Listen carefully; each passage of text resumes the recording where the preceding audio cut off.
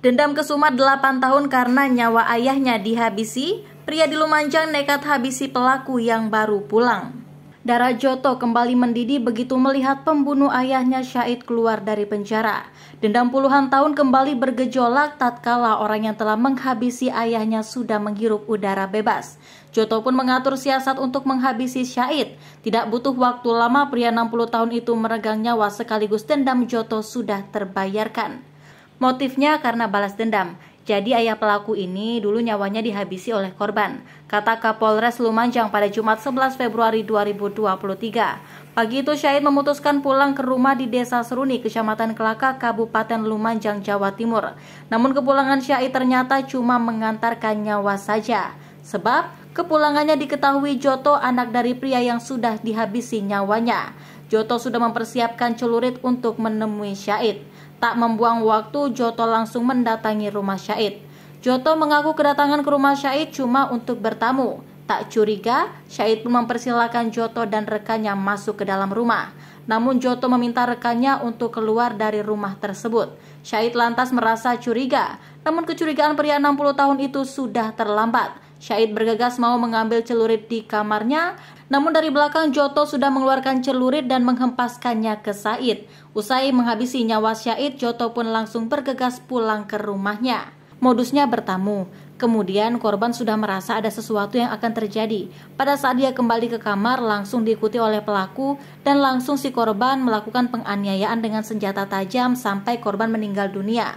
Jelas Boy Jackson. Duel maut dan mematikan terjadi di Dusun Kerajaan, Desa Seruni, Kecamatan Kelakah, Lumajang pada Jumat 10 Februari 2023. SH dihabisi oleh JO dengan senjata tajam celurit diduga dipicu oleh dendam yang terpendam sejak belasan tahun silam.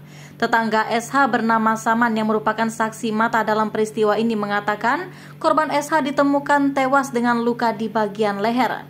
Saksi mata bercerita jika korban dihabisi sekira pukul 11.30 waktu Indonesia Barat atau menjelang salat Jumat. Peristiwa itu terjadi di area rumah SH. Tetangga sejatinya menyadari dan mendengar ada konflik bersenjata tajam.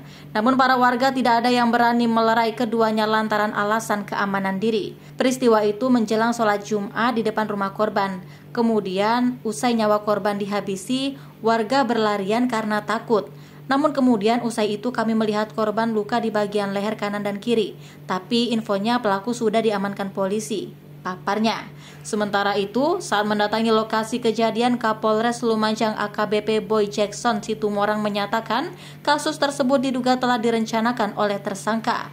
Sekira pukul 11.30 terjadi kasus penganiayaan berat, pembunuhan berencana di mana pelaku mendatangi rumah korban.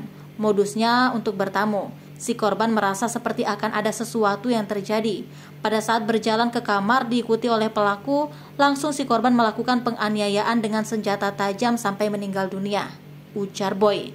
Tersangka tak kuasa menahan dendamnya lantaran orang tuanya pernah dihabisi nyawanya oleh korban belasan tahun silam, tepatnya pada tahun 2015. Saat itu korban kabarnya menghabisi nyawa orang tua tersangka juga diduga karena faktor dendam.